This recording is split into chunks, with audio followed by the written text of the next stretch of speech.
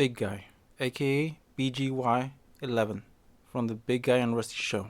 The show ran from 1999 to 2001. The Bigguy and Rusty was an American mecha show, and is the only one that comes to mind.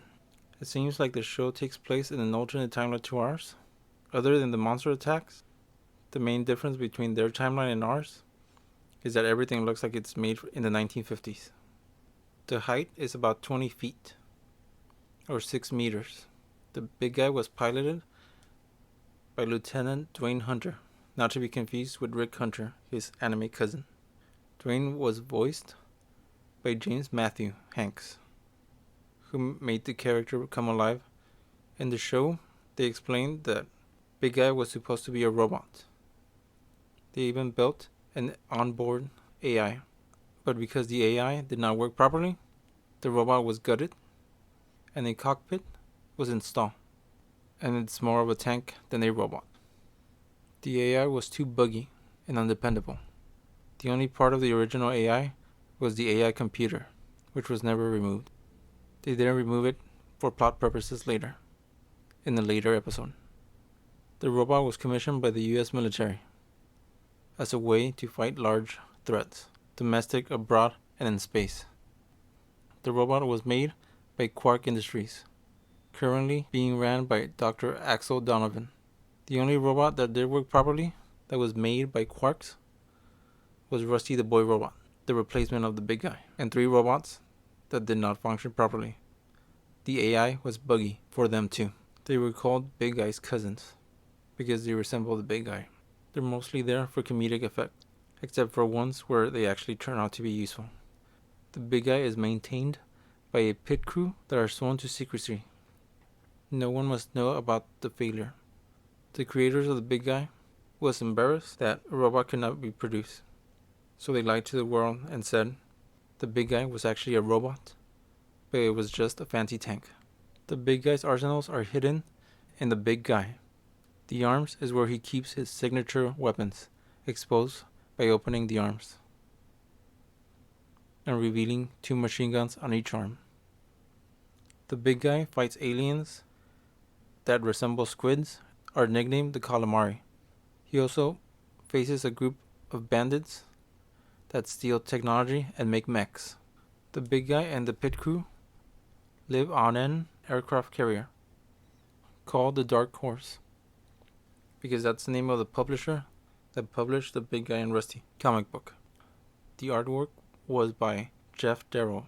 He's a talented artist, and I suggest you look him up. The aircraft carrier is always on the move. That makes it the perfect hiding place. The big guy is under the command of General Ross, who was voiced by Ronald Lee Ermey, aka Gunny. The biggest threat to the big guy was a group of rogue AI that call themselves Ex Machina. They attempt to take over the world, but the AI are not infallible. They still don't know that big guy was actually that was piloted by a human and not a robot, since they offer big guy a chance to join Ex Machina. He disrespectfully declines. The big guy's mode of transportation is the Zeppelin. The more things change, the more they stay the same. The cockpit is a chair with levers and pedals.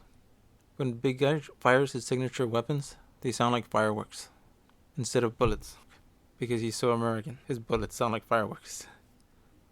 The boy robot I mentioned earlier is decided to replace the big guy, and the big guy is decommissioned. You would think replacing a defense system with another, there would be an overlap of both of them, but there wasn't, and Rusty soon ran into trouble with his first opponent. The big guy is disassembled and then sent to a museum.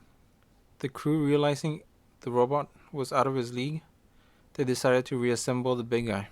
The big guy engages the monster, but he also has no weapons that could defeat it. However, and Rusty had a weapon that could defeat the monster, but he didn't have the skills to use it. So the only way to defeat the monster was to defeat Rusty. The big guy removes Rusty's feet, exposing 2 connectors that he connects to his arm, and uses Rusty as a weapon. And he manages to destroy the monster. The people in charge, believing Big Guy to still be a robot, the people in charge decide that Big Guy must mentor Rusty until he's ready to take over the duties of defending the planet. Overall, the show still holds up if you watch it today. I highly recommend it. The show ended in a way that was an acceptable ending, but I would still wish they would make more episodes. I'm hoping Netflix or Amazon would pick them up. The purpose of me making this model specifically is to learn how to build robots for a game I wish to make at a later time as I master Unity. Next time on Blending 3D, I will be making a spaceship. The spaceship Beth uses in Rick and Morty. So if you like Rick and Morty, please click on my next video when available. Check me out on Instagram, ArtStation, Sketchfab, and Thingiverse. Look for Red Ketchup 42 or Red Ketchup at ArtStation and Sketchfab. Red Ketchup, going back to work.